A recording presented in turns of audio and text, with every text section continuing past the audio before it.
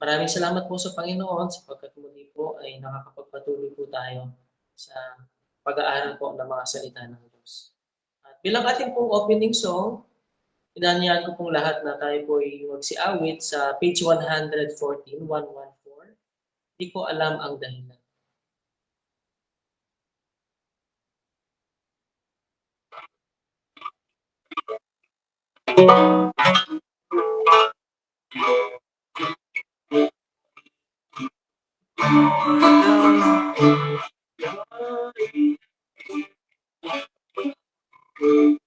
Di ko alam ang dahilan, biya'y nakamtan. Akong masama'y hinahan, tinubos na tunan. Ngunit aking nalaman na kanyang lagi maingatan. Aking kapwa't buhay hanggang aral dumatang. Hindi ko nadadalastas paano iniligtas. Ipagsalita niya'y taglay patawad. Ngunit aking nalaman na kanyang lagi maingatan. Aking kapwa't buhay hanggang aray dumatang. Di ko batid ang pagkilos, Espiritu ng Diyos. Inihahayag si Jesus na siyang manunubos. Ngunit aking nalaman na kanyang lagi maingatan. Aking kapwa't buhay hanggang aray dumatang. Di ko alam kung kailan babalik si Jesus, kung dadaan sa libingan o sa damdaman. Ngunit aking nalaman na kanyang lagi maingatan. Aking kapwa't buhay hanggang aray dumatang. Purihin po Panginoon sa ating pong inawit at sa patuloy po na sa ating pong pagpapatuloy, tayo po lahat ay manalangin. Hingin po natin kay Brother Abel po ang ating pong opening prayer. Sige po, tayo po ay manalangin. Amang banal, dakila at makapangyarihan po sa lahat, muli po kami po'y nagpupuri at nagpapasalamat sa aming pong online Bible study. At salamat po sa pangunguna rin po sa pag-resume ng aming pong online Bible study.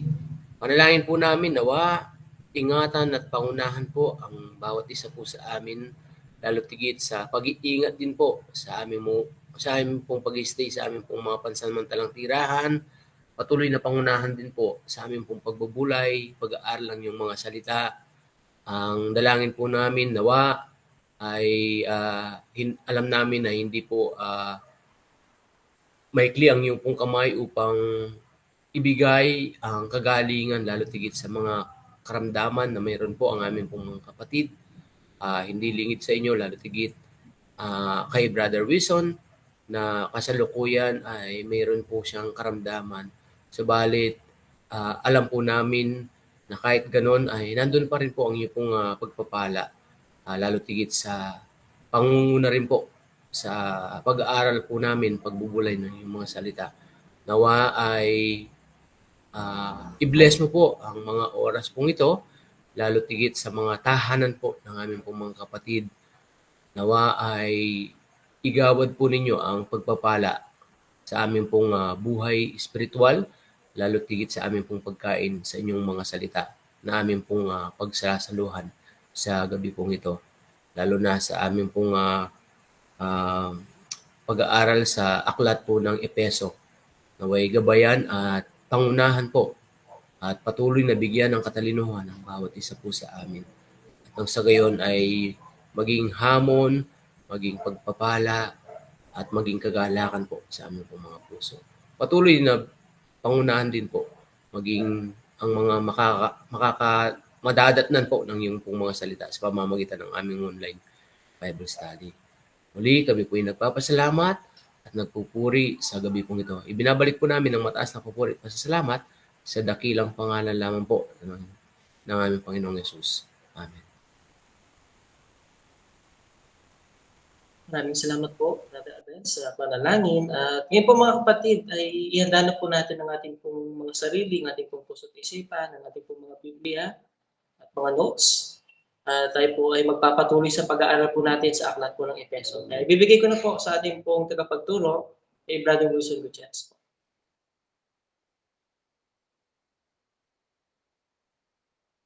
Magandang gabi po mga kapatid at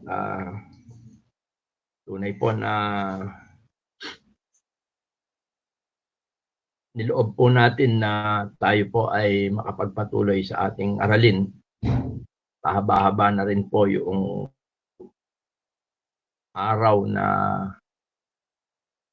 pansamantala po tayong nagpahinga sa mga pag-aaral natin, lalo na po may kinalaman po dito sa aklat ng Epeso. At napansin ko ay halos nangangalahati na rin ng buwan ng pagpasok ng bagong taon nitong 2024 ay yung unang buwan ay halos nangangalahati na rin po. Kaya sa kabila ng aking pong medyo masamang karamdaman ay nanalangin ako at nagpasya ako na ipagpatuloy po natin ang pag-aaral natin sa aklat ng Epeso. Kaya bago po yan ay tayo po ay manalangin po ulit. Ama naming Diyos, maraming salamat po. Pagbabayan mo po kami. Pangunahan mo po kami. Buksan mo po ang aming mga puso, ang aming mga kaisipan. Upang masilayan po namin ang liwanag ng iyong mga salita. At ito po ay tunay na maging biyayang pagpapala, kalakasan sa aming mga spiritual. Pagpalain mo po ang aming pong online Bible study at nawa po ay patuloy na maluwalhati at maitaas po ang iyong dakilang pangalan. Ang lahat po ng ito ay aming pong samot dalangin sa makapangyarihang pangalan po ng iyong pong anak na si Jesus. Amen. At akin pong babasahin ang chapter 3. No? Alam ko po tayo po ay nahinto doon sa chapter 2. Pagamat hindi na natin dinitalye pa yung mga huling bahagi ng chapter 2. Tayo po ngayon ay darako na sa chapter 3 at babasahin ko po yung verse 1, 13. Kung titignan po natin ang chapter 3 ay nakabahagi sa dalawa. No, yung paliwanag ni Pablo tungkol sa hiwaga at ganoon din yung kanyang panalangin. Kaya talakayin po muna natin po itong chapter 3 simula 1 to 13. At ganito po ang ating mababasa. Dahil dito, kung si Pablo na bilanggo ni Kristo Jesus, dahil sa inyong mga hentil, kung tunay na inyong narinig yaong pagiging katiwala sa biyaya ng Diyos na sa akin ay ibinigay sa ikagagaling ninyo, kung paanong sa pahayag ay ipinakilala sa akin ng hiwaga, gaya ng isinulat ko na ng una sa ilang salita. Sa pamamagitan niyaon, sa pagbasa ninyo ay inyong mapagtatalastas ang aking pagkakilala sa hiwaga ni Kristo, na ng ibang panahon ay hindi ipinakilala sa mga anak ng mga tao, na gaya ngayon na ipinahayag sa kanyang mga banal na apostol at propeta sa Espiritu.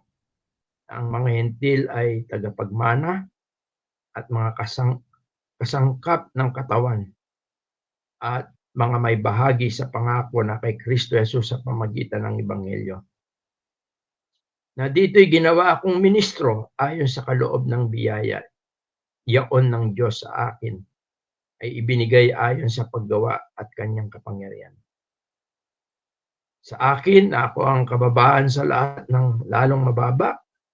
Sa mga banal, ay ibinigay ang biyayang ito upang ipangaral sa mga hentil ang mga di malirip na mga kayamanan ni Kristo, na maipakita sa lahat ng mga tao kung ano ang pagiging katiwala sa hiwaga na sa lahat ng panahon ay inilihim ng Diyos na lumalang ng lahat ng mga bagay, upang ngayon sa pamamagitan ng Iglesia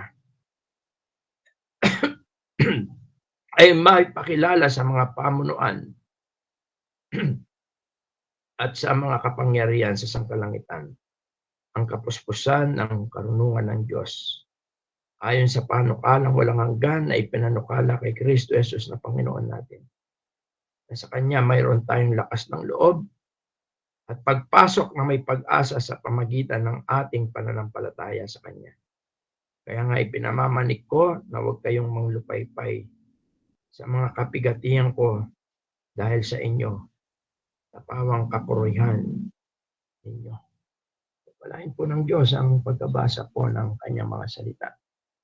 Tulad po ng aking nabanggit po kanina na ang aklat ng Efeso ay punong-puno po ng mga doktrina o katuruan na may kinalaman po sa kaligtasan, sa napakagandang plano po ng Diyos para sa kaligtasan, hindi lang po ng mga Hudyo, kundi ng lahat ng tao, maging Hudyo man o maging hentil. At yan ay isang katotohanan na atin pong natungtunghayan sapagkat hindi kayang matanggap ng mga Hudyo ang katotohanan na ang kaligtasan po ay hindi lamang para sa kanila, kundi para sa lahat ng tao. Sapagkat tunay na dito sa ating mga binasa, ito ay isang hiwaga, no? Mystery. Kaya po, dito po umikot ang sulat ni Pablo tungkol po sa hiwaga na ito. Ang hiwaga na ang ibig sabihin ay hindi malirip, hindi maunawaan, hindi maipaliwanag, yun ang hiwaga. Kaya maliwanag na sa nagdaang panahon, ito po ay hindi naunawaan ng mga, lalo na sa matandang tipan.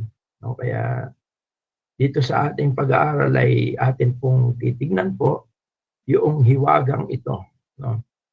Kung ano po ang hiwaga na ito, at nang sa ganun po ay lubos nating makita ang plano ng Diyos. Makita natin na tayo po ay kasama sa plano ng Diyos. Bagamat inumpisahan po ito ni Pablo sa pagkabanggit tungkol sa kanyang pagkabilanggo, no? Bagamat ginamit niya yung prisoner of Jesus Christ for you Gentiles. Sapagkat ang katulad po ng ating pong unang mga napag-aralan sa ating pag-aaral sa aklat ng Efeso, nasulat po ito sa panahon na si Apostol Pablo po ay nakabilanggo doon sa Roma, no? Bagamat siya ay nasa house arrest at maari niyang ine-entertain ang mga sino man na bumibisita sa kanya. Nakakausap siya, nakikipag-usap siya at patuloy na ipinapaliwanag niya ang tungkol sa kamanghamanghang pagliligtas ng Panginoon. Ang ebanghelyo, no, sa mga tao na dumarating sa kanya, maging ito'y mga kapatiran o maging ito'y mga panauhin. Although sa gabi, ayon po sa mga Bible scholar, ayon sa historical, no, siya po ay itinatanikala na kasama ang mga bantay. Pare-parehas po silang nakatanikala nang sa ganun po ay matiyak. Matiyak po na hindi po siya makakatakas. Kaya dito po ay sinabi ni Pablo, dahil dito, ang tinutukoy po niya ay ang paksang kanyang tinatalakay. Dahil doon sa hiwaga, no? Dahil doon sa hiwaga na ipinahayag po sa kanya. Tandaan natin ang hiwaga, ito ay isang bagay na hindi maunawaan, hindi alam, hindi maipaliwanag. Yun po ang hiwaga. At ang hiwaga na yan ay tanging Diyos lang po ang siyang tunay na maaaring makapagbigay ng kaliwanagan sa bagay na yan. Kung matatandaan po natin sa panahon ni Daniel, kung basa po natin ang aklat ng Daniel, doon po sa chapter 2, kundi ako nagkakamali, ng ipinatawag din po ni Nabucodonosor, no? Ng hari ang mga engkantador at ng mga magagaling, no? Upang ipaliwanag yung kanyang panaginip. Wala pong nakapagpaliwanag nito, pero si Daniel nung siya po ay lumapit sa hari, sinabi niya na hindi kayang tunay na hindi kayang ipaliwanag yan ng mga engkantador o ng mga taong pinatawag mo, sapagkat tanging ang Diyos lang ang siyang nakakaalam ng mga lihim. Although yun ay secret, no, yung secret kasi ito ay hidden. Subalit ang mystery, yung hiwaga, ito ay isang bagay na mas malalim na hindi lubos na maunawaan. Subalit ito ay ayon kay Pablo, ito ay ipinahayag sa kanya. Kaya isa po yan sa dahilan ng kanyang pagkabilanggo. Dahil sa pagpapahayag, pagpapangaral, no, pagtuturo tungkol po sa hiwagang ito. Ano po ang hiwagang ito? Na tungkol po ito sa mga hentil. Na ang mga hentil ay tagapagmana rin at kabahagi sa isang katawan, no? At yun yung tinatawag na universal church. Sabi doon sa verse 6 na ang mga hentil ay mga tagapagmana at mga kasangkap ng katawan at mga may bahagi sa pangako na kay Kristo Jesus sa pamamagitan ng ebanghelyo. Kaya ang sentro ng Kapitulo 3 ay may kinalaman po dito sa hiwaga na ipinahayag, inireveal ng Diyos kay Pablo. At hindi lamang po sa kanya, kundi ganun din po sa mga apostol at mga propeta. Although po yung mga propetang na tinutukoy po niya rito ay mga nagtuturo din, nagdadala rin ng mensahe. Ang sabi ron sa verse 5, na ng ibang panahon ay hindi ipinakilala sa mga anak ng mga tao na gaya ngayon na ipinahayag sa kanyang banal na apostol at propeta sa Espiritu. At ito rin po, mahalaga ang role, ang pagkilos ng banal na Espiritu upang ito maipahayag, mabigyan ng liwanag, ma-reveal, mabuksan ang bagay na ito, ang hiwagang tinutukoy niya. Bagamat ito'y sa panahon, no? Sapagkat ang hiwagang ito ay na-reveal pagkatapos na ang anak ng Diyos, ang ating Panginoong Jesucristo, ay bumaba rito sa lupa, no? At ang anak ng Diyos ay magkatawang tao. Kaya nga doon sa Roma 16, siguro tingnan po natin bilang mga reference po natin, Romans 6, verse 25. Sabi po, Romans 16, verse 25. At ngayon, sa Kanya na makapangyarihan, na sa inyo'y makapagpapatibay ayon sa aking ebanghelyo at sa pangangaral ni Jesucristo, ayon sa pahayag ng hiwaga na natago sa katahimikan ng panahon walang hanggan.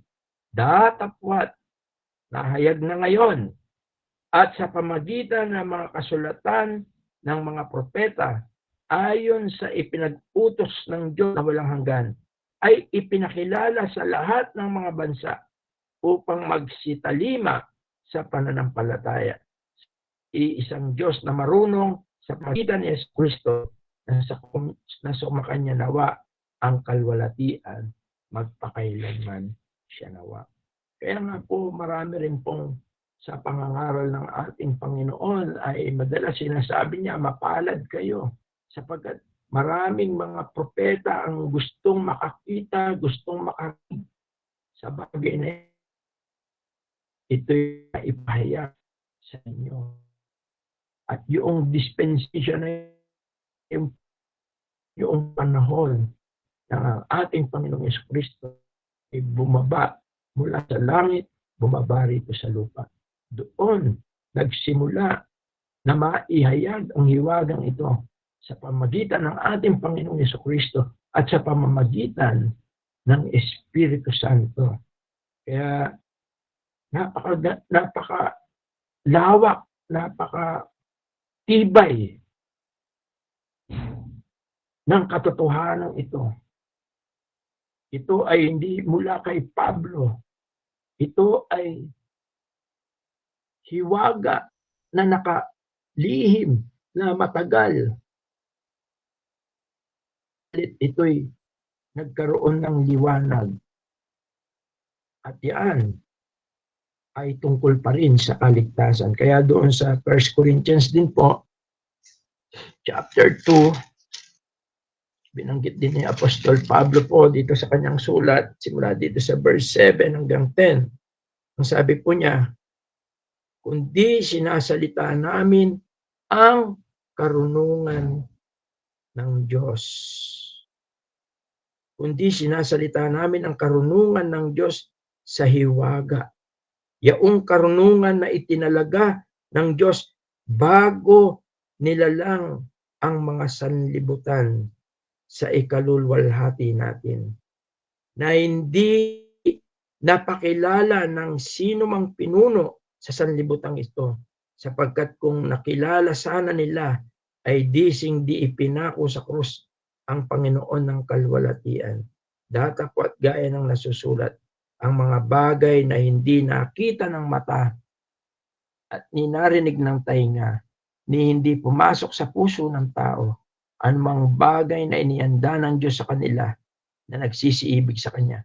Ngunit ang mga ito ipahayag sa atin ng Diyos sa pamamagitan ng Espiritu, sapagkat nasisiyasat ng Espiritu ang lahat ng mga bagay. O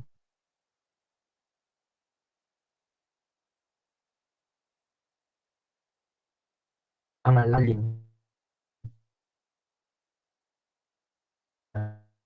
bagay. Diyos. Ang isang bilang hantil kung kalanan na mapaparusahan dahil sa kanya ay maliligtas. Tunay po na kung hindi tayo papatnubayan ng Espiritu, hindi natin mauunawaan po ang bagay na yan. Marami ang mga nagtataka.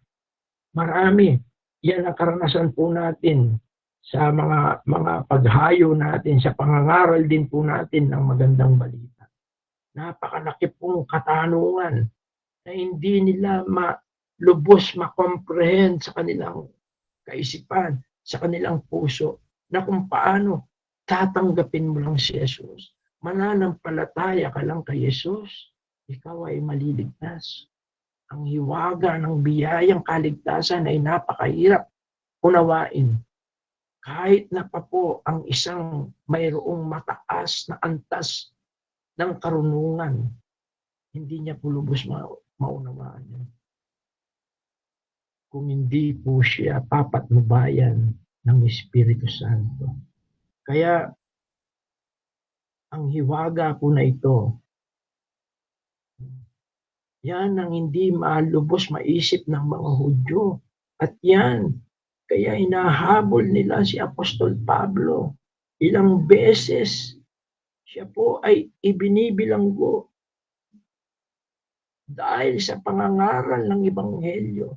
Dahil sa pangangaral ng Ebanghelyo at pagpapahayag na ang mga sumampalataya at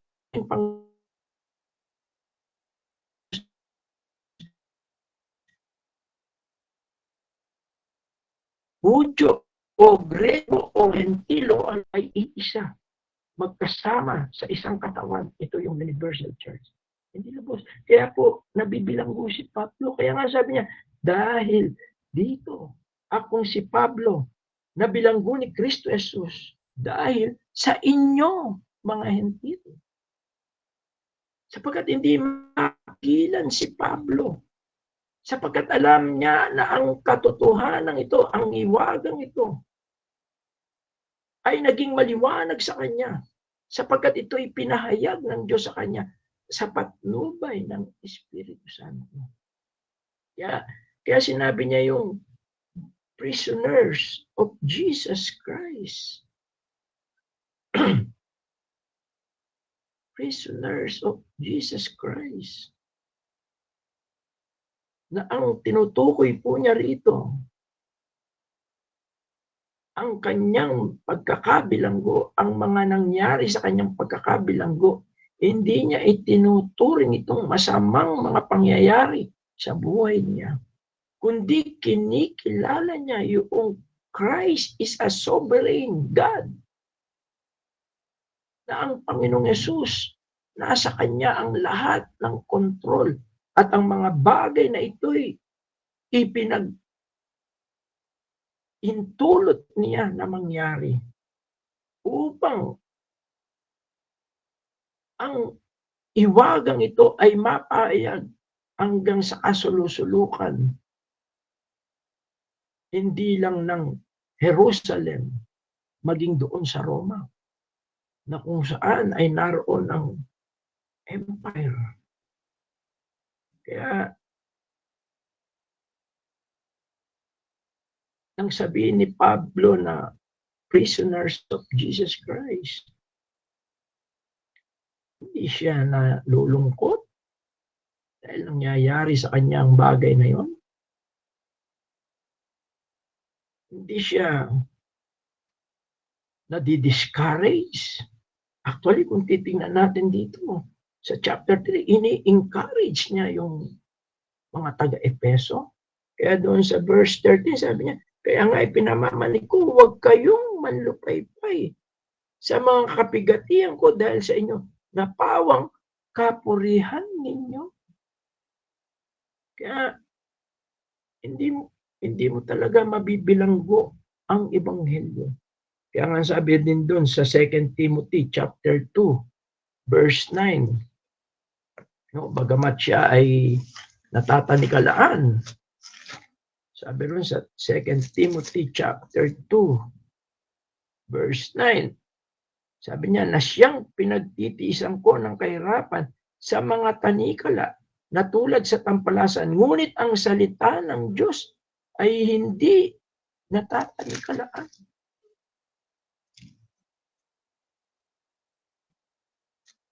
Sa gitna ng mga bagay po na ito, sa kanyang pagkakabilanggo, ni katiting ng pag-aalinlangan, ni katiting ng pagsumbat sa Panginoon. Sa lahat ng mga kahirapan na nararanasan ni Pablo sa pangangaral ng hiwagang ito, ng ebanghelyo, ng kaligtasan sa biyaya,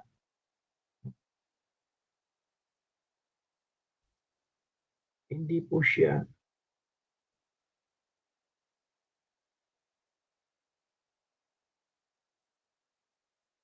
naging mapagsunod sa Diyos.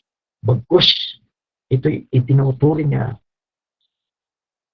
na mga pagkakataon para ang hiwaga na napahayag sa kanya tungkol sa kaligtasan ng mga Hentil ay maidala niya ito. Kaya kahit na po siya ay nakabilanggo, hindi po nagiging dahilan nito. Actually po, yung pong pagkakabilanggo niya, inihintay po doon yung mabilanggo siya sa Roma, yung paghatol sa kanya ni Caesar.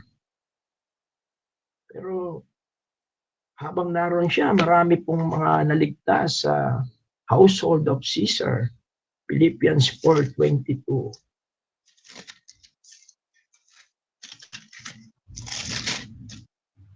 Sabi po rito sa Philippians 4:22.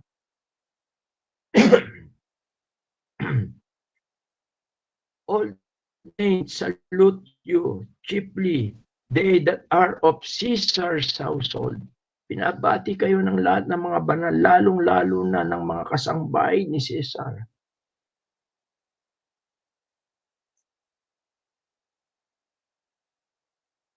Maaring ang mga household na ito ay kasama doon na pumupunta. At sila rin po ay nadatnan ng magandang balita.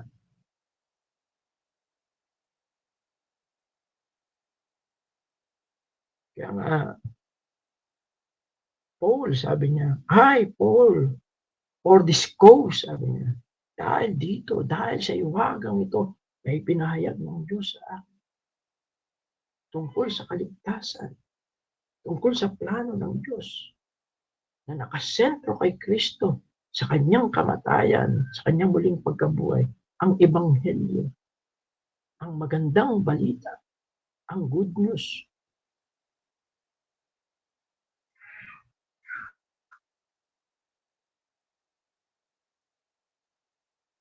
Siya ay bilanggo. Kaya tinuturing niya na siya ay bilanggo ni Jesus. Sapagkat alam niya na si Jesus ang nagpahintulot. Hindi siya bilanggo ng Roma, ng imperyo ng Roma. Sapagkat kung hindi itutulot ito ng Panginoon, hindi kahit gaano kalakas, kahit gaano kamakapangyarihan ng imperyo ng Roma, sila'y walang magagawa. Subalit ito'y pinaimputot. Kaya yun ang sinabi ni Pablo, prisoners, I, Paul, the prisoners of Jesus Christ. At isang bagay din po ito na nagpapahayag kung gaano po yung fully surrender life ni Paul sa kamay ng Panginoon. Yun ang kanyang pagkakatiwala. Kaya sa kanya rin po nanggaling ang sulat sa Roma 8:28 na all things work together for good. Minsan may mga bagay po na hindi mainam na nangyayari sa atin. Lalong-lalo na po sa ating paglilingkod sa Panginoon, sa pangangaral ng Ebanghelyo. Balit, huwag nating isipin na tayo pinababayaan ng Diyos. Bagkus ang mga bagay na yan ay ipinapahintulot niya. All things work together for good. At si Pablo, ganyan po yung kanyang, tingnan po natin yung pagka natutunan natin ipagkatiwala sa Diyos ang buhay natin. Even in the darkest moment of our life, we are cheered. Tayo ay mayapa. Tayo ay confidence. Kaya yung sabi niya, for this cause, no? Ito ay mayroong confidence. Dahil dito, parang sinasabi niya, yung pagkakabilanggo ko ay para sa isang malaking bagay. Para sa isang kaaya-ayang bagay para sa paningin ng Diyos. Yan din po ang maganda. Sabi nga din ni Pablo, sana hindi tayo nagsasuffer dahil sa pagkukulang, mga kamalian. Kundi, kung tayo nagsasuffer dahil sa ating paglingkod.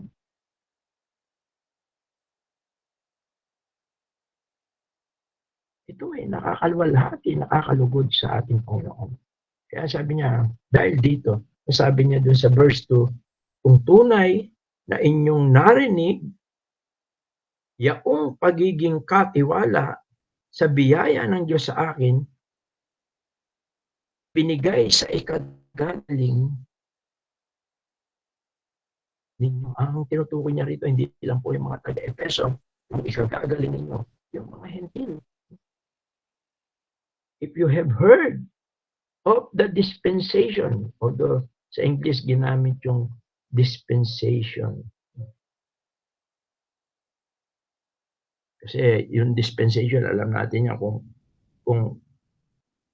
yung different dispensation. Kaya nga po yung panahon natin tinatawag na grace period sa biyaya. Panahon ng biyaya. Sapagkat sa panahon na bumaba rito ang Panginoon, naging maliwanag na ipahayag ang hiwagang ito. Although, ulitin ko po minsan, napakahirap po talagang intindihin. Actually po, yung Bible study kapon sa Nueva Ecija, meron po tayong isang audience doon na baka hindi naman yun ang ibig niya sabihin na sumampalataya lang. Baka meron pa. Kasi there is something parang tingin nila na missing, lacking, kung ikaw ay sasampalataya lang sa ating Panginoon. Mas lalo po sa mga Hudyo, kung ito'y sa mga Hentil, hindi po nila matanggap yun. Sapagkat para sa kanila, ang kaligtasan ay para sa mga Hudyo lang na pinili ng Diyos. At si Pablo, siya po ay naging good steward, mabuting katiwala sa biyaya ng Diyos.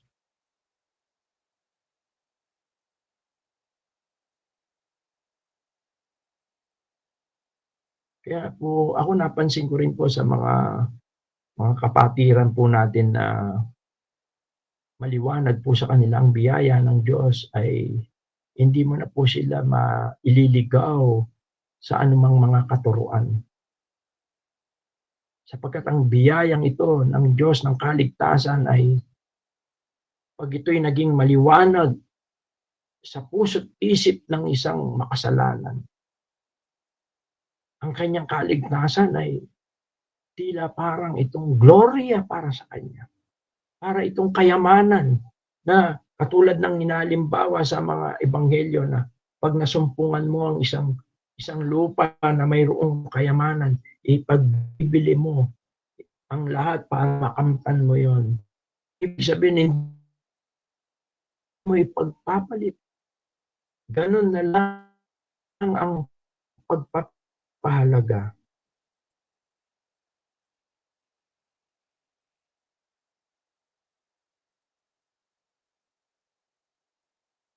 Kaya sabi niya, kung paano sa pahayag, if you have heard of the dispensation of the grace of God, which is given me to your word. Sabi ko niya, no? Kaya si Pablo ang pagbibigay din niya, sapagkat lalo na po sa mga Hudyo, pagka sinabi mo kasing hiwaga, no, yung sinabi mo kasing hiwaga, unexplained, hindi mo ununderstandable, hindi maunawaan, hindi mo alam, hindi mo maipapaliwanag. Yun yung pangunawa eh. Yun yung pagka sinabi mong hiwaga. Walang sino man na nakakaalam, walang sino man na makakapaliwanag nito. Wala. Yun ang hiwaga. Pero si Pablo, tinutukoy niya ang hiwaga na ito sapagkat sa unang mga panahon, hindi talaga nila mag-grasp ito, hindi nila makomprehend ito. No? Sinisiyasat ito pero hindi nila lubos-lubos na maunawaan ito. Si Pablo, hindi siya, although talagang may pinag-aralan si Pablo, pero si Pablo, naging maliwanag sa kanya ang bagay na ito. Parang yung hidden na ito ay nabuksan sa kanya, hindi sa kanyang sarili, kundi sabi rito, ibinigay sa kanya.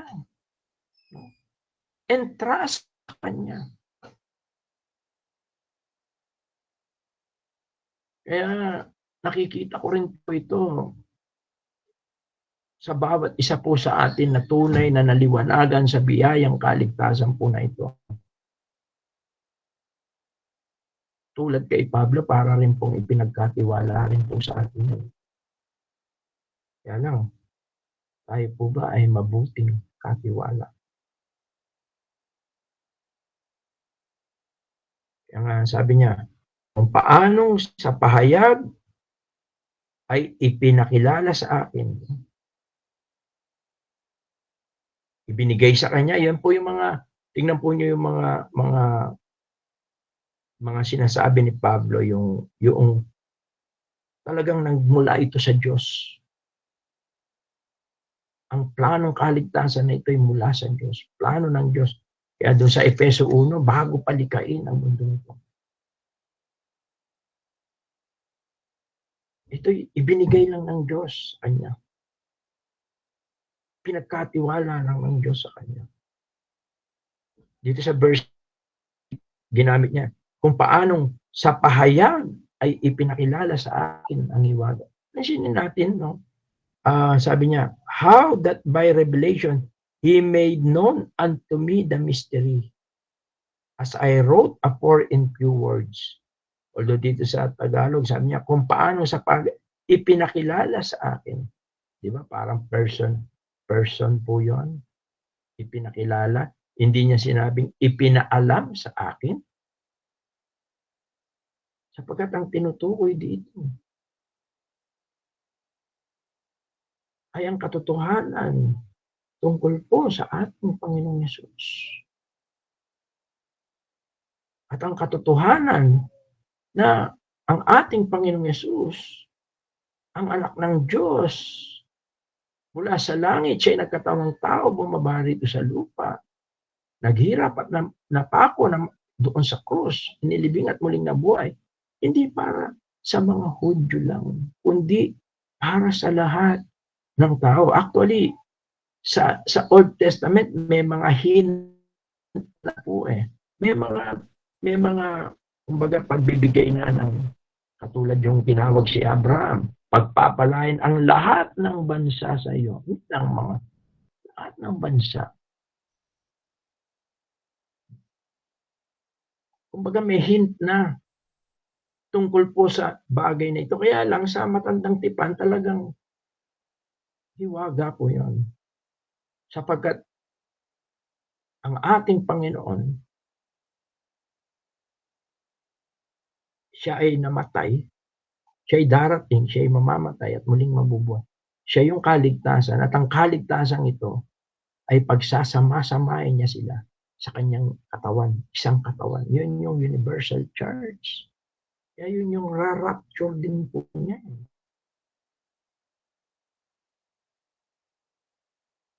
Sapagkat yung mga bahagi ng katawan na yun, sila yung maliligtas.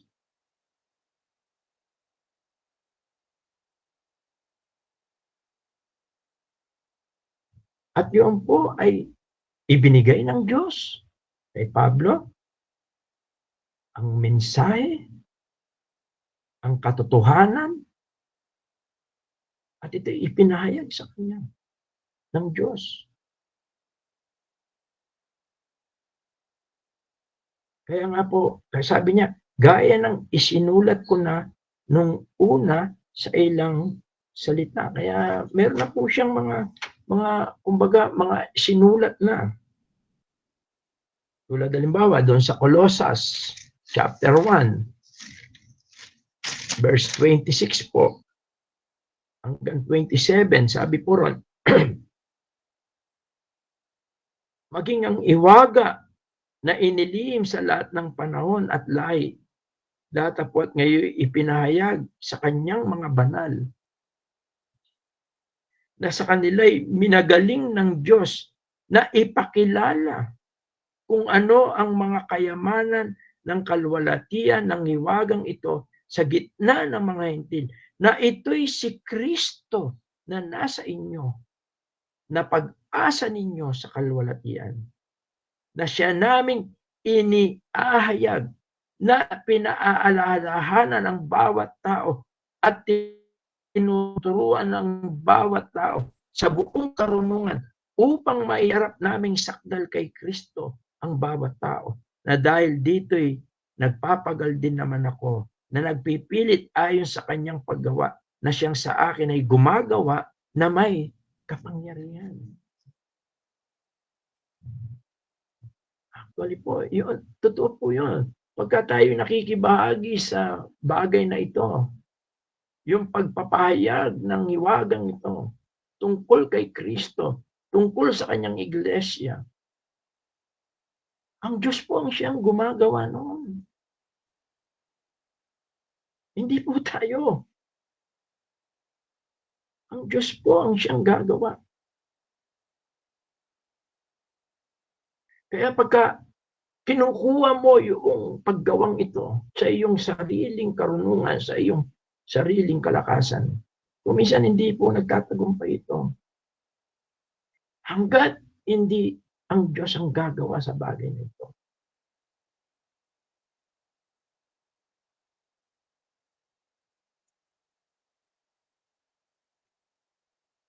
Kaya ito rin po yung binibigyan din niya dito sa chapter 3. Tungkol sa hiwagang ito, tungkol sa ating Panginoong Jesucristo, tungkol sa mga hentil na sila rin, bagamat sila hindi Hudyo, sa pamamagitan ng pananampalataya sa Ebanghelyo kay Kristo, sila rin po ay makakabahagi sa katawan ni Kristo. Makakasama, makakalakip, sapagkat ang mga yun ang siyang tunay na maliligtas.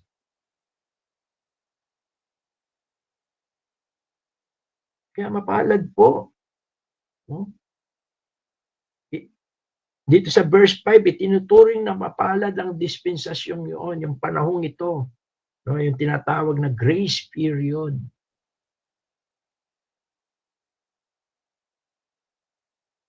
Sapagkat alam naman po natin na pagkatapos ng panahong ito, magkakaroon na naman ng ibang dispensation, yan yung tribulation period. Kaya nga sabi niya po rito, na ibang panahon na hindi ipinakilala sa mga anak ng mga tao, na gaya ngayon na ipinahayag sa kanya ng mga banal na apostol at propeta sa Espiritu. Kaya hindi lang po yung panahon na yon ang binibigyan diin ni Pablo. Parang nakikita natin na ang mga kasulatan, ang salita ng Diyos, ang Biblia, ating mga hinahawakan ngayon, ay tunay po na resourceful ito upang maunawaan natin ang kadakilaan ng hiwagang ito. Kaya minsan po yung iba, nalulungkot tayo. Hindi nila masyadong nakikita yung tungkol sa church. Although yung two types of church, yung universal and local church. Yung iba, basta nagtipon lang, church na. Tapos kung ano-anong ginagawa, church na. Nakalimutan nila kung ano yung pinakagawain ng church.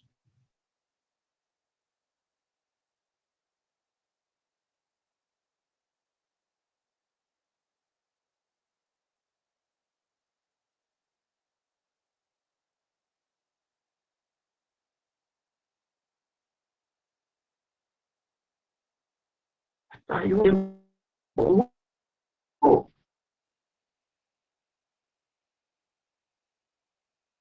kanya mga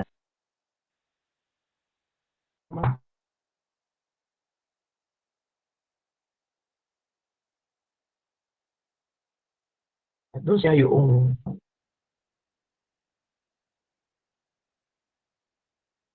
sabihin doon sa iwagan ito ng katawan.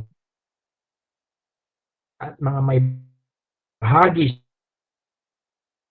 ay Kristo through the gospel. Sabi po roon, no?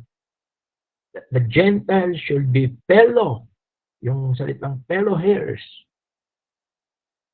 Kaya doon din nagmula yung fellowship, koinonia, common. Sabi po niya, that the Gentiles should be fellow heirs and of the same body and partakers of His promise in Christ by the gospel. Kaya yung ebanghelyo po, kaya tayo po, lagi tayong nakapokus sa gospel. Nakasentro sa gospel.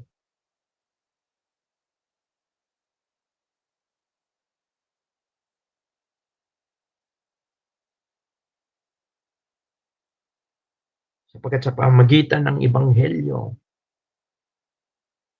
di po ba, dito rin sa Efeso, binigyan niyan diin na sa pamagitan ng ebanghelyo, sabi na doon sa verse 13, na sa kanya, kayo naman, pagkarinig mo ang ng inyong kaligtasan, nasa kanya naman, mula nang kayo sisipalataya, kayo'y tinataan ng Espiritu Santo na ipinangako na siyang patuto ating mana hanggang sa ikatutos ng sailing pag-aaral ng Diyos, sa ikapupuri ng kanyang kalatian. Baka ano ito, pero mana, kabahagi, sa kapag makakasama ron sa pamagitan lamang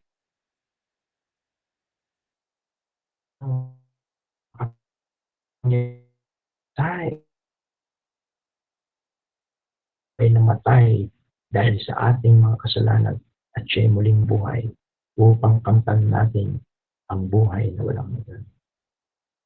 Yan lang po. Dito sa verse 7, binibigyan diin niya na yung kanyang pagiging ministro or servant. No?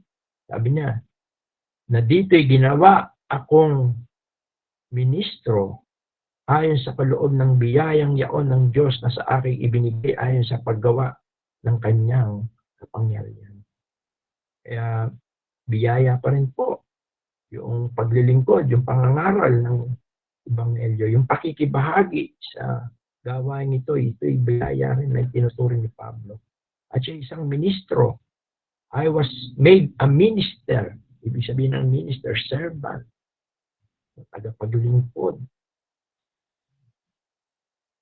At sabi niya, sa akin na ako ang kababaan sa lahat ng lalong mababa sa mga banal, ay ibinigay ang biyayang ito upang ipangaral sa mga hintil ang mga di malirip na kayamanan ni Kristo. At maipakita sa lahat ng mga tao kung anong pagiging katiwala sa hiwaga na sa lahat ng panahon ay inilihim ng Diyos na lumalang ng lahat ng mga bagay. Upang ngayon, sa pamamagitan ng iglesia, ay maipakilala sa pamunuan at sa mga kapangyarihan sa sangkalangitan ang kapuspusan ng karunungan ng Diyos. Kaya ang church po, ang church, ang iglesia, ang katawan ng Panginoon, universal, yung invisible and yung visible, yung local. Ang gawain po ng iglesia, ipangaral, ipakita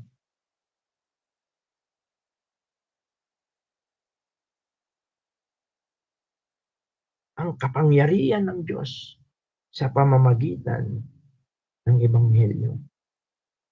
Kaya sabi niya, sa akin ako'y ang kababaan sa lahat ng lalong mababa sa mga banal, ay ibinigay ang biyayang ito upang ipangaral sa mga hentil ang di malirip na kayamanan ni Kristo at maipakita sa lahat ng mga tao kung ano ang pagiging katiwala sa hiwaga na sa lahat ng panahon ay nilihim ng Diyos na lumalang ng lahat ng mga bagay upang ngayon sa pamamagitan ng iglesia ay maipakilala sa pamunuan at sa mga kapangyarihan. Kaya dapat sa church, napakaliwanag po ng stand ng church regarding po sa plano ng Diyos sa kaligtasan. Ang hiwagang ito, ang nakalihim na ito, ang hindi maipaliwanag na ito, hindi maunawaan na ito, hindi makita na ito. Dapat ang church ay mayroon siyang malinaw, mayroon siyang matibay na pagkaunawa sa patnubay ng Espiritu at ng kanyang mga salita.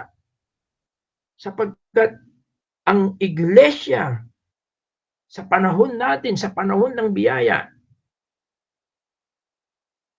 ang iglesia po, ang siya pong gagamitin o ang siyang magdadala ng mensahe ng hiwagang ito sa mga tao, sa mga maliliit hanggang sa pinakadakila, sa mga pamunuan at sa mga kapangyarihan, sa sangkalangitan at, ang sabi niya, kapuspusan ng karunungan ng Diyos. Ito ang iglesia. Kaya, tingnan po natin, ba't kasama ang sangkalangitan? Sapagkat dapat nakikita ng Diyos ang iglesia na pinanghahawakan ang hiwagang ito, ang biyayang ito, ang tungkol sa kaligtasan ito sa pamagitan ng Ebanghelyo. At ito rin ang pinagkakaabalahan ng iglesia.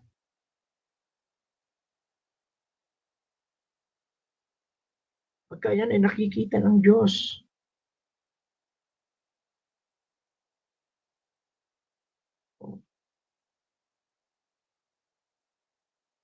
Parang naipapakilala natin sa mga pamunuan kay Satanas, Diablo, mga sapagkat ito ang kapangyarihan ng Diyos. Ito ang kapuspusan ng karunungan ng Diyos. Ang biyaya na ang taong makasalanan, maging Hudyo, maging Hintil, sa pamagitan ng pananampalataya, ay maliligtas sa pamagitan ng pananampalataya sa Ebanghelyo, sa kamatayan, muling pagkabuhay ng ating Panginoon. Kapangyarihan po ng Diyos, ang karunungan ng Diyos yan.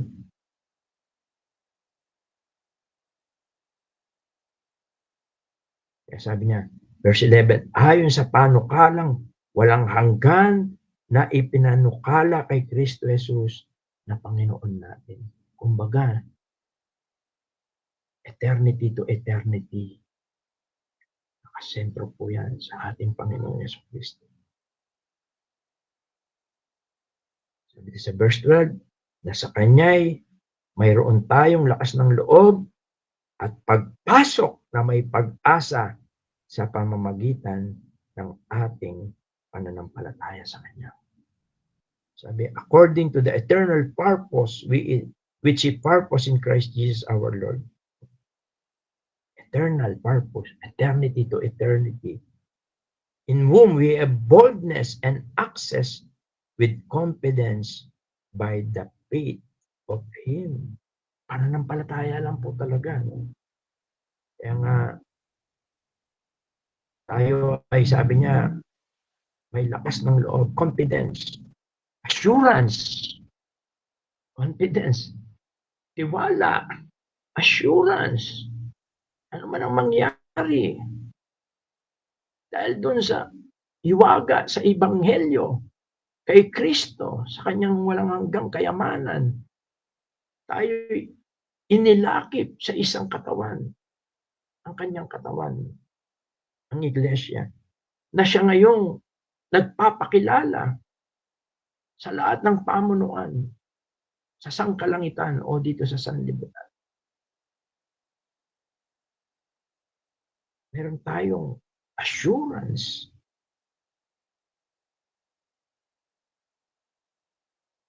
Kaya nga yun yung last sabi ni Paul, kaya nga ipinamamanik ko na huwag kayong manlupaypay sa mga kapigatian ko dahil sa inyo na pawang kapurihan. Mga kapatid, kita natin dito ang kahalagahan ng bagay na ito. Ay dito mas sentro ang ating mga puso, ating kaisipan, ating pagkatao, ating paglilingkod, ating iglesia.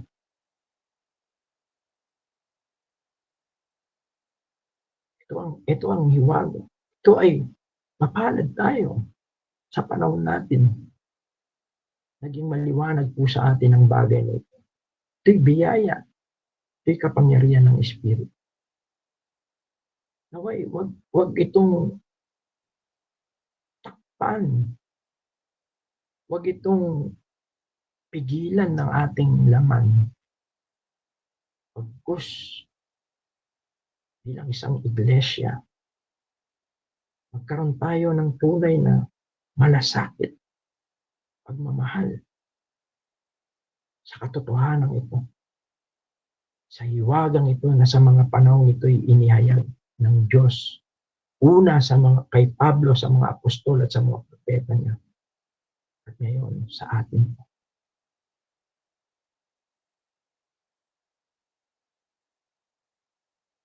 Makibahagi, makilahok, tumulong, sumuporta. Sapagkat ito po ay eternal purpose, eternity to eternity.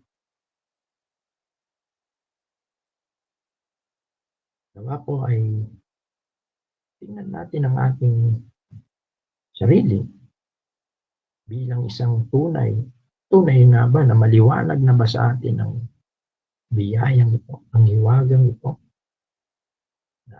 bilang isang hentil, bagamat tayo hentil, maliwanag na po ba sa atin ang Ebanghelyo? Naranasan na ba natin ang kapangyarihan ito? Gumagawa po ba ito sa buhay natin? Naway, makita natin na ang buhay natin ay tunay na nasa kapangyarihan ng hiwagang ito. Na nalihim, na hindi maipaliwanag, hindi maunawaan, hindi makita.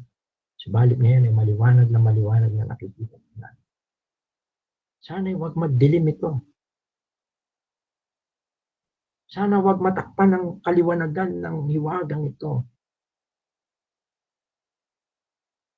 Pagkus ito'y magliwanag ng magliwanag hanggang sa ang mga buhay po natin, nakikita natin na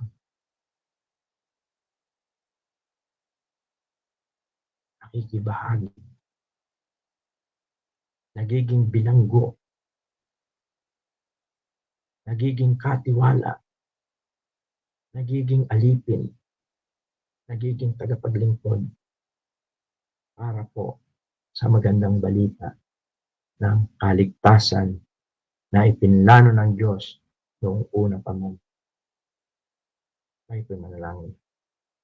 Amang banal, maraming salamat po. Maraming salamat po sa iyong mga salita. Maraming salamat po sa pagbibigay niyo sa akin ng kalakasan. Salamat po, Diyos, hindi mo kami binigo. Hindi mo ako binigo. Salamat po. Habang ako po ay ginagamit mo na nangangaral ng iyong iwaga, ng iyong ebanghelyo, nakikita at nararamdaman ko po na kayo'y buhay. Ang inyong espiritu ay makapangyarihan. Siyang tunay na nagbibigay ng liwanag sa katotohanan ng iyong mga salita. Pagpalain mo po, Diyos, ang iyong mga salita. Naway tunay po na ang bawat isa ay tunay na maging maliwanag ang hiwagang kaligtasan sa pamamagitan ng aming Panginoon sa Kristo. Ang biyayang kaligtasan na iyo pong pinagkakaloob sa lahat ng sumasampalataya sa Ebanghelyo. Pagpalain mo po, Diyos, ang natitira pang oras, maging sa mga question and answer, tulungan niyo po kami. At naway tunay na masumpungan mo ang aming maliit na iglesia na nakaangkla sa hiwagang ito, sa kapangyarihan ng Ebanghelyo. At higit sa lahat, nakikiisa sa pagpapalaganap ng iyong Ebanghelyo. Pinupuri ka po namin, O Diyos, at pinasasama natin. Pangalan po ng iyong bugtong anak na si Jesus. Amen. Okay, pwede ko may nad mapalinda rin. Yan. Ito ang Panginoon sa naging pag-aaral po natin mga kapatid. At maraming salamat din po sa kapatid po na ginamit sa pagtuturo. At nasa dakot po tayo ngayon ng ating pong question and answer na tapos natin po ito. Marahil po, pa-monitor ko rin po sa iba nating mga kapatid kung may magtatanong man po sa ating pong Facebook dahil live po tayo ngayon at kasama po natin yung ibang mga kapatid na nanonood. Sige po mga kapatid, pwede na po tayong makapagtanong. Naging mabiyaya at maganda po yung naging pag-aaral. Open na po tayo sa question and answer po.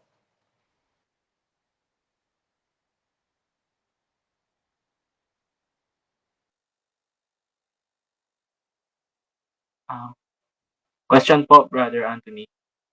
Nakita po natin dun po sa ating pong naging pag-aaral na mystery or hiwaga po, no? Sa mga hentil, yung pong mga unang napahayag po sa mga Hudyo. Pero ang question ko lang po ay, bagamat po hiwaga po yung mga bagay po na yon sa mga hentil, pero hindi naman po nakalimit po yung salvation po ng Old Testament sa mga Hudyo lamang po. Tama po.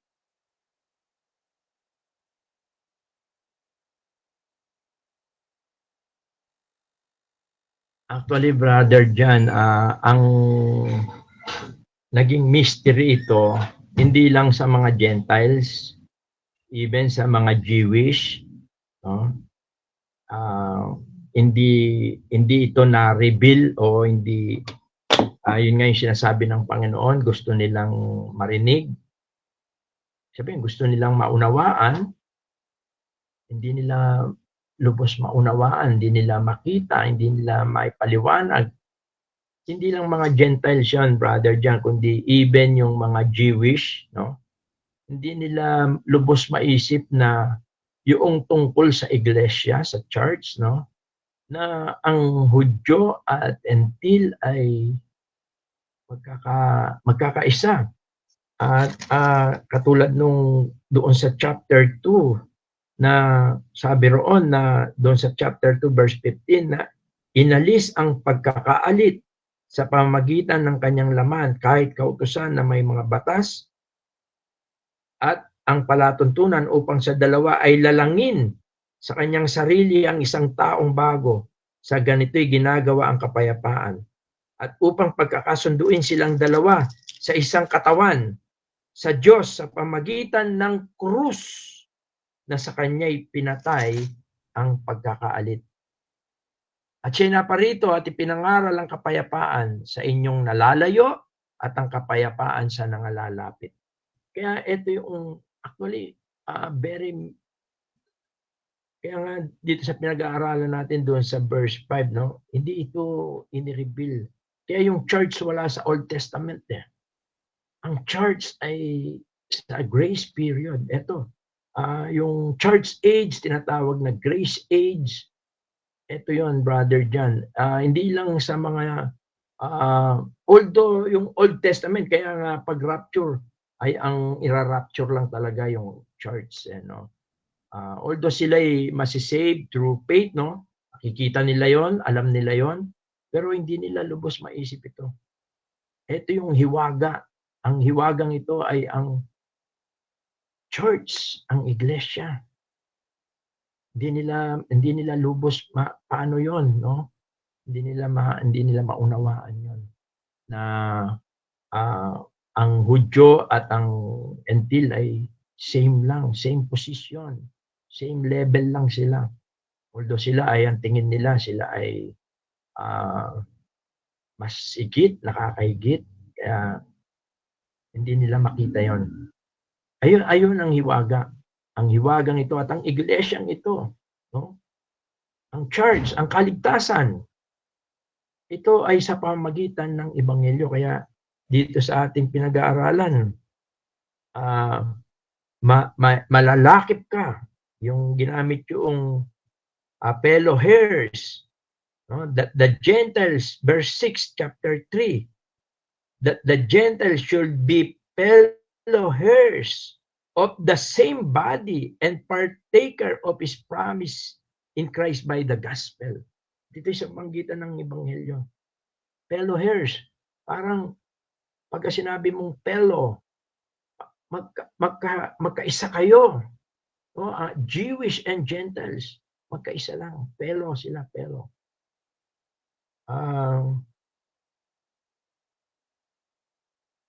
Sangkap, parang isang sangkap ng katawan. Kaya yung salvation is by faith sa Old Testament, ganun din sa atin sa panahon ng grace, no? Pero sa panahon ng dispensation na ito, hindi nila alam ito tungkol sa church. Kaya walang church sa Old Testament. Although nabanggit yung natumba sa ilang yung iglesia, yung doon sa Acts 7, ang tinutukoy lang doon yung assembly, hindi yung church mismo. Hindi siya ecclesia. Yun yung mystery, Brother John, yung hiwaga. No? Ito ay about sa iglesia. Kaya tandaan natin, walang church sa Old Testament. Dito sa New Testament, sa biyaya. Pagkatapos ito na dumating ang ating Panginoon. Kaya doon niya rin sinabi, I will build my church. Ito ay sa pamagitan ng kanyang kamatayan at ng muling pagkabuhay. Iyon yung gospel. Mabubuo mo, maral mo, Jews and Gentiles, through the gospel. Ang sabi niya doon sa verse 6, the Gentiles shall be fellow heirs and of the same body and partakers of His promise in Christ by the gospel. Through the message of the gospel lang. Wala nang iba. Nakuha ko ba yung tanong mo, Brother John? Yes po. Tapos po yung follow-up lang po, Brother Wilson. Pero po noong Old Testament, may nasisave po na Gentiles po. Actually, meron. Meron, kung titingnan natin, meron. Actually, sa Matthew makikita mo merong mga na-mention doon like Ruth, mga hindi Jews na nasama sa mga, at yun ay actually symbol o ano yung picture na ng grace yun. Di man sila karapat-dapat doon pero sila'y nakabahagi ron. Meron na rin naman, Brother John. Thank you po, Brother Wilson.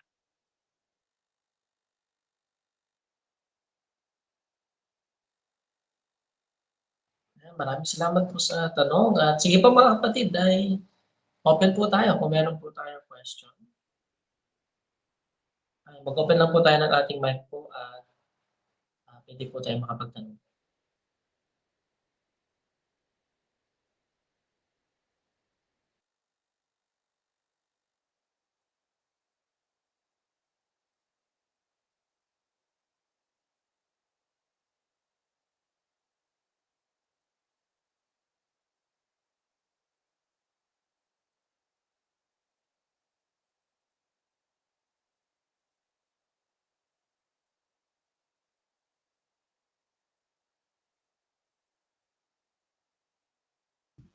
Actually, dapat din natin malaman na ang pagkaka-reveal ng biyaya sa panahon nila Pablo, ito ay dahil na rin sa rejection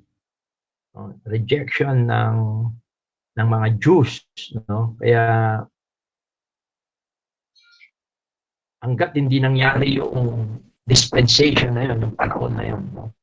Yung ni-reject nila yung Messiah, ay hindi ni-reveal ng Diyos.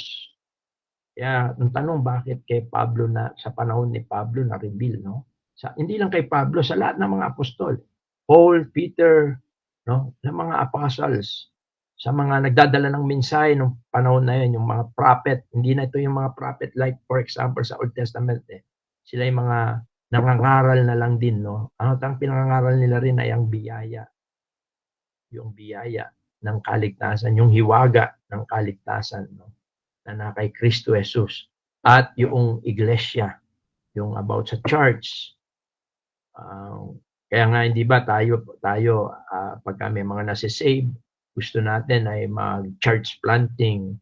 Kasi yun yung dahilan bakit sila iniligtas, hindi lang para dalhin sila isama doon sa katawan. At yun nga yung visible niya, yung local church. Kaya gusto natin yan, yung mga believer, kung hindi naman kumbaga, dinadala natin sila sa mga local church. Kasi kailangan ng isang believer ay madala siya sa isang local church. Sapagkat yun ang plano ng Diyos. Yun ang plano ng Diyos.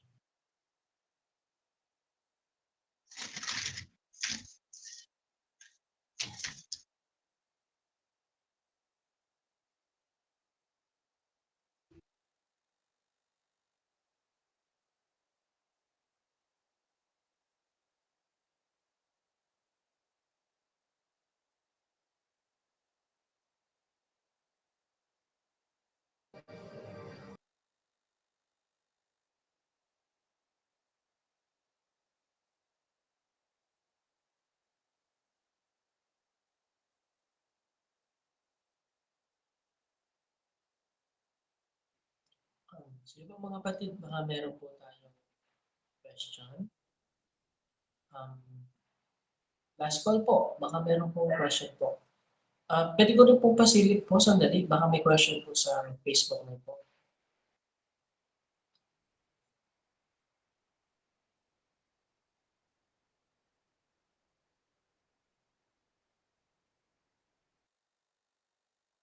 Wala po, Pasok brother. na po, wala po. Salamat po. Okay, sige po. Siguro ang silence po natin ay ibig sabihin po niya naging malinaw po yung pag-aaral po natin. Po rin po Panginoon sa naging mabiyayang oras po ng ating pag-aaral at pagpupunin po sa kanyang mga salita. At ngayon po mga kapatid, sa ating pong pagwawakas, tayo po ay mananalangin. Marahil po ay ipanalangin na rin po natin yung mga kapatid po na may karamdaman. Yung mga ilang kapatid din po na may mga... Brother, sige po, Brother Wilson. is lang, Brother Anthony. Ang isama po natin sa prayer po natin yung yung ating pong pag-apply ng kuryente po sa Espelapco, although talagang dumadaan tayo sa butas ng karayom. Pero salamat sa Panginoon through sa mga iba't ibang mga kapatid na ginagamit niya na para po maisaayos. Kanina po ay naidala na po yung ating mga requirements doon po sa Espelapco. Although wala pa kami pa pong binayaran, ganun ba talaga, Brother Anthony? Pagdala ng papers doon, wala ka pang babayaran? Actually po, Brother Wilson, nung mga nauna po kasi mga kasama namin sa trabaho, may binayaran po sila. Depende po daw sa kanilang breaker. Marahil baka nagbago po yung proseso po ngayon. Ang sinabi kasi sa akin, i-inspectionin muna ng Espelapco and then tatawagan tayo. Saka pa lang daw ata magbabayad pagka yung ayun ang sinabi kanina sa akin, sa amin ni Brother John. At ang sabi nila ay 2 to 3 days inspection and then after nun mga 2 to 3 days uli baka doon ikakabit. Kaya siguro by Sunday baka hindi pa natin magamit. Maliban na lang kung may kabit na this week, no? Pero dahil Thursday na ngayon, kaya ipag-pray natin. Medyo nahirapan din tayo talaga doon sa mga proseso nila. At ngayon nandun na yung application natin. Kaya kung meron tayong mga kakilala na pwedeng mag-follow up ng application natin doon para maipa-inspection agad, mas magiging maganda siguro yun. Kaya ipanalangin natin yung isama sa prayer yung sa pagpapakabit natin ng electricity. Kanina kasi, although tinulungan tayo ni Ma'am Dang, yung staff niya, siya yung lumakad na nung mga ibang papers, yung katulad noong sa electrical permit kanina, balik-balik siya dahil sabi binigay na sa atin, wala namang binigay. And then bumalik siya, pinabalik naman kami, kaya tumakbo kami kanina ni Brother Jan dito sa munisipyo. Nagbayad kami ng electrical permit saka yung sa sa fire department bago kami nakakuha ng electrical permit. Kaya doon pa lang nakuha and then kanina nga dinala na namin yung mga papers. Nagkamali lang ako dahil sa nagmamadali din kasi ako dahil masama ang pakiramdam ko. Nagkamali ako, dapat pina-receive namin yung mga papers na kasi may kopya din kaming dala para sana sigurado. Pero ganun pa man, panalangin natin kung anong kalooban ng Panginoon. Saka yun nga, kung meron mga kilala rin na pwedeng magpa-follow up. Noon nag-text sa akin si Sister Lot, meron daw silang kakilala, yung kapatid. Baka pwedeng ma-follow up yung application natin. Wilson Gutierrez naman yung nakalagay doon saka yung ating church. Siguro, isama natin sa prayer, Brother Anthony. Maraming salamat po sa update po, mga kapatid. Marahil po, ipanalangin po natin lahat yan. Hihiling ko po kay Brother John. Pangunahan po tayo sa prayer. Sige po, tayo po ay manalangin. Ama namin Diyos na dakila, banal at mapagpilian sa lahat. Ama, kami po ay nagpapasalamat sa muli pong oras. Sa gabi po na ito na binigay niyo po sa amin. Bagamat po kami ay online nagtitipon at hindi po magkakasama face to face. Pero salamat po dahil po sa inyo pong patnubay. Ang banal na Espiritu ay pinangunahan po kami sa pagkakataon pong muli na amin pong mapagpatuloy ang amin pong lesson po sa aklat po ng Efeso. na kung paano po muli pinakita niyo po sa amin ang kahalagahan po ng pagkamatay, pagkalibing at muling pagkabuhay ng inyo pong bugtong na anak na siya pong dahilan ng aming pong kaligtasan at siya rin pong dahilan ng aming pong paglilingkod at lalo tigit na pagdala, babahagi ng mabuting balita ng kaligtasan sa sinumang tao na maaari po namin makaharap. Kaya patuloy po, salamat po. Ito po ay ipinakita niyo po sa amin, bagamat ito po ay tunay po na nakatago at hindi po namin lubos isipin na kami po na makasalanan ay makasumpong po ng biyaya ng kaligtasan. At kami po ay gawin niyo pong iglesia na gagamitin niyo naman po ng munting ilawan sa sanlibutan po na ito. At salamat po. Salamat po sa lahat ng dumalo at maging sa inyo pong anak na ginamit kay Brother Wilson. Bagamat sa kanya pong karamdaman ay pinilit po niya na ngayon po ay matuloy din po ang aming pong pag-aaral at ang aming pong patuloy na dalangin din ay po ang magbigay ng kagalingan din po at patuloy po kalakasan din po sa physical na kalagayan po na ito. Yun din po amin din pong dalangin ang lahat din po ng mga kapatid na maaaring makapanood sa lahat po ng makakapanood sa online. Patuloy din po ang banal na espiritu ang tumulong din po maging maliwanag po ang iyong pong mensahe sa mga makakapakinig po. At yun din po, amin din pong patuloy na pinagkakatiwala at lalapit po sa inyo ang amin pong pag-apply ng kuryente po sa Espelapco. Sa mga process po na pinagdaanan din po namin ay sa inyo rin po namin patuloy na pinagkakatiwala na patuloy na kumilos po kayo nang sa gayon din po ay sa inyo pong kalooban ay connect na po ang kuryente at magamit din po sa chapel. Patuloy din po na face-to-face na pagtitipon po sa mga susunod na linggo. Salamat po, kayo po ang mag-ingat po sa lahat po ng mga kapatid sa oras po na ito.